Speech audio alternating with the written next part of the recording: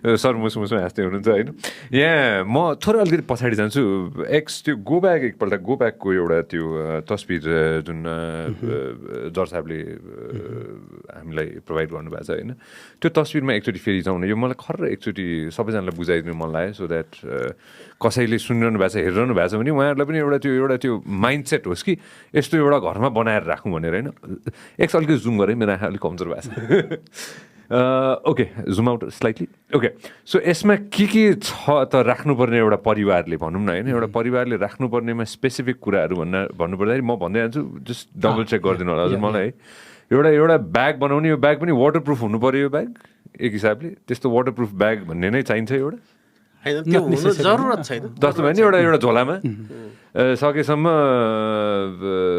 Contact information भनेर सबसे पहिला रहेछ होइन, family and emergency contact information भनेपछि एउटा खाममा चाहिँ आफ्नो नाम, परिवारको छरछिमेक होइन, अब कोही फ्यामिली मेम्बरको नाम नम्बर राख्यो भने सबसे बेस्ट। पैसा अलिकति भनौँ न 2-4 हजार रुपियाँ सकियो भने त्यो। पानी 2-4 लिटर पानी भेरी इम्पोर्टेन्ट, भेरी इम्पोर्टेन्ट। किनभने अर्थक्वेक भइसकेको बेलामा चाहिँ क्लिन वाटरको चाहिँ अलिकति समस्या हुन्छ जस्तो लाग्यो हामीलाई होइन। ओके, त्यसपछि एउटा टर्च लाइट, नन पेरिसेबल खानेकुरा भनौँ न, कतै न कतै ड्राई रासन एउटा। यो मल्टिपर्पज टुल भनेपछि के राख्दा ठिक होला? यो भनेको चाहिँ के हो भने मल्टिपल नाइफ हुन्छ नि, स्विच नाइफ खोल्ने पनि हुन्छ, काट्ने पनि हुन्छ, यो कैँची जस्तो पनि हुन्छ, च्याप्ने हुन्छ। यो हो। यसमा म अलिकति समराइज गर्नु त प्लिज सर प्लिज। यो गो ब्याकको कन्सेप्ट के हो भने नि, यो इन्डिभिजुअल हो है भाइ तपाईँ। घरमा एउटाको लागि मतलब एउटा ब्यागले सबैलाई काम नदिन सक्छ, किन इन्डिभिजुअल हो। तपाईँ ट्र्याप हुनुभयो अथवा तपाईँको बिल्डिङ कोल्याप्स भयो, यदि तपाईँ भाग्न पाउनुभयो भने यो ग्र्याब गरेर बाहिर जान सक्नुहोस्। त्यसले गर्दा यसलाई ग्र्याब ब्याग पनि भन्छन्। र गो ब्याग भनेको बाहिर जाँदा लिएर जाने खालको होस्, र नेपालीमा चाहिँ यसलाई झटपट झोला भनेर नाम दिइएको छ है। झटपट टिपेर हिँड्न सकियोस् भनेर यो धेरै डिस्ट्रिब्युट पनि भएको छ। यो छ। अब यसमा यो लिस्टमा जानुभन्दा पनि कन्सेप्ट के हो भने नि, तपाईँले यदि यस्तो ठुल्ठुलो डिजास्टर भयो भने तपाईँले 2-3 दिनसम्म अरूको एक्सटर्नल सपोर्ट नपाउने चान्स हुन्छ क्या। तपाईँ यदि घरबाट बाहिर निस्किनु भयो, घर कल्यास भयो, अब भित्र तपाईँको के छ त छैन तपाईँसँग केही पनि, तपाईँ आफै सर्भाइभ कसरी हुने भन्ने विचार गरेर चाहिँ राख्ने हो। यसमा जस्तै पानी कति राखेर सक्नुहुन्छ? 1 लिटर राख्नु होला। फेरि त त्यो आपत पऱ्यो भने तिर्खा लागे गर्छ होइन। त्यसले गर्दा पानी सफा गर्ने ट्याब्लेट अथवा औषधि राख्नुपर्छ, पानी प्लस त्यो। त्यस पछाडि अर्को एकदम इम्पोर्टेन्ट के हो भने औषधिहरू के। जस्तो रेगुलर औषधि कसैले खान्छ भने भोलि भिसालो जाँदाखेरि तपाईँले बिरामी हुनुहुन्छ भने औषधि पसल चाहिँ भत्किनु हुँदैन भन्ने त छैन नि होइन। तपाईँ चस्मा लाउँछ पावरवाला, चस्मा तपाईँको फुट्यो, चस्मा पसल त बन्द छ, कल्यास भइसक्यो, कहाँबाट लाउँछ? एक्स्ट्रा चस्मा चाहियो होला तपाईँलाई। हो, इन्डिभिजुअल निड हो। फेर्ने कपडा हो भने तपाईँको गो ब्यागमा मैले राखिदिएर भएन होला। इमर्जेन्सी कन्ट्याक्ट डिटेल्स त यहाँ छँदैछ। रेडियो ब्याट्री अपरेटेड, यो चाहिँ के हो भने इलेक्ट्रिसिटी त्यतिखेर नहुन सक्छ, सुन्नुपर्ने हुनसक्छ होइन। हो, यस्तो कुराहरू तपाईँ आफै डिसाइड गर्ने हो। कल्पना गर्नुहोस्, भुइँचालो आयो, म बाहिर निस्किएँ, मलाई आपत पर्यो, मलाई नहुने कुरा के हो त? हो, त्यो कल्पना गरेर आफै राख्ने हो। यो इक्जाम्पल मात्रै हो होइन। यो भयो भने राम्रो हुन्छ। तर तपाईँको गो ब्यागको लागि तपाईँ आफै डिसाइड, किनभने तपाईँलाई चाहिँ अब कसैलाई चाहिँ आँखाको के अरे कमजोरी होला, कसैलाई चाहिँ अब के अरे मृगौलाको रोग होला, कसै सुगरको रोग होला, त्यसलाई त आफ्नो डिसाइड गर्ने हो नि आफैले होइन। अब बुढाबुढी मान्छेको निड अर्कै हुन्छ, केटाकेटीको निड अर्कै हुन्छ, पहाडी इलाकामा बस्नेको मान्छेको निड अर्कै हुन्छ, तराईमा बस्ने गर्मी ठाउँमा बस्ने आफ्नै हुन्छ। त्यसले गर्दा प्रिन्सिपल के हो भने 2-3 दिनसम्म अरूको सहयोग नआए पनि आफै सर्भाइभ कसरी हुने भन्ने विचार गरेर आफ्नो ब्यागमा राख्ने। त्यो ब्याग वाटरप्रुफ नै हुनुपर्छ भन्ने पनि छैन, भए त राम्रो होइन। नभएदेखि तपाईँको सधैँ राख्ने गरेको थैलोमै पनि खानेकुराहरू जस्तै अब हाइफाई खानेकुरा चाहिँदैन, भएदेखि त हाई एनर्जी फुड राख्ने हो।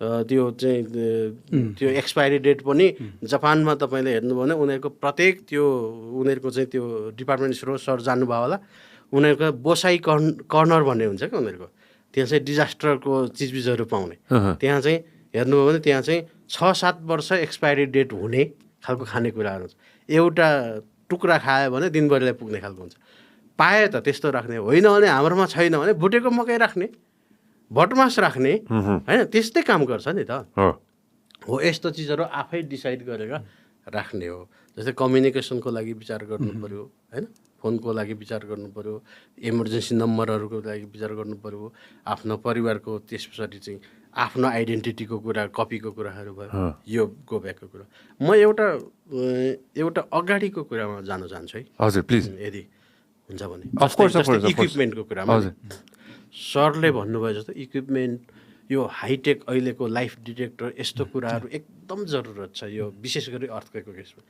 एउटै इक्जाम्पल जस्तै 72 सालको भुइँचालोमा म चाहिँ फर्चुनेटली भन्नुपर्छ यो टर्कीकै टिमसँग पनि काम गर्ने मौका पाएको थिएँ कि ओके यो हामी चाहिँ कलङ्कीमा काम गर्दैथ्यौँ एउटा साइटमा त्यहाँ के भयो भने एउटा बिल्डिङमा चाहिँ धेरै ठाउँमा त्यस्तो फल्स इन्फर्मेसन आयो हेर्नुहोस् भित्र मान्छे दबिएको छ अहिले एसएमएस पठाएको थियो तुरुन्तै त्यहाँ जानु पर्यो भनेर नि धेरै ठाउँमा त्यस्तो भयो हामीलाई पनि त्यो यतापट्टि लाइभ भिक्टिम छ भनेर गयो अर्को मान्छे आएर तान्न आउँछ सर त्यहाँ त भित्र रोइरहेछ गरिरहेछ अहिलेसम्म एसएमएस पठाएको थियो भित्र ट्र्याप भएको छ निकाल्नु पऱ्यो भन्ने अब त्यतिखेर त अब उसले भनेपछि जानै पऱ्यो तर भरे खोज्दै जाँदा के हुन्छ भने मान्छे अब एउटा त कहिलेकाहीँ त छनै छैन छ भने पनि 3 दिन अगाडि बितिसकेको हुन्छ क्या अब त्यो बितिसकेको मान्छेलाई पनि निकाल्नु त पर्ने नै हो तर प्रायोरिटी त के हो भने जहाँ जीवित छ त्यहाँ दिने हो नि त उनीहरूले त के भयो भने एउटा साइटमा हामीले लगभग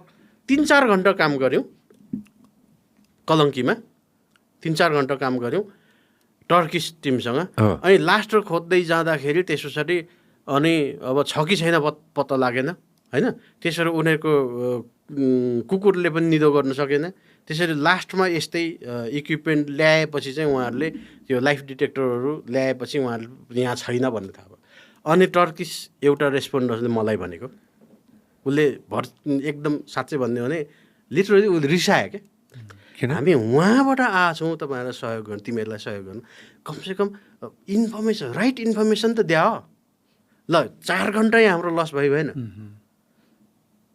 होइन त्यो टाइम त अर्को जीवित मान्छे दबिएको ठाउँमा गएर निकाल्न सकिन्थ्यो नि त उनीहरूको वेस्ट भयो नि त गोल्डन 72 आवर्स हो यो एकदम इम्पोर्टेन्ट छ त्यसले गर्दा जस्तै अघि सरले भन्नुभयो जस्तो कल्याप्स भएको छ मल्टी स्टोरेज बिल्डिङ कल्याप्स भएको छ भित्र मान्छे जीवित छ कि छैन छ भन्यो भने त्यहाँ खन्ने सुरु गर्ने छैन भने अर्को ठाउँमा गइन्छ नि त होइन जीवित मान्छे निकाल्ने चान्स त बढी हुने भयो नि त नभएदेखि तपाईँ यस्तो डिटेक्टरहरू यस्तो इक्विपमेन्ट नहुने हो भने के हुन्छ भने हामी यो के अरे बाँझो जग्गामा चाहिँ यो सखरखण्ड खन्दै हिँडे जस्तो हुन्छ भेटिँदैन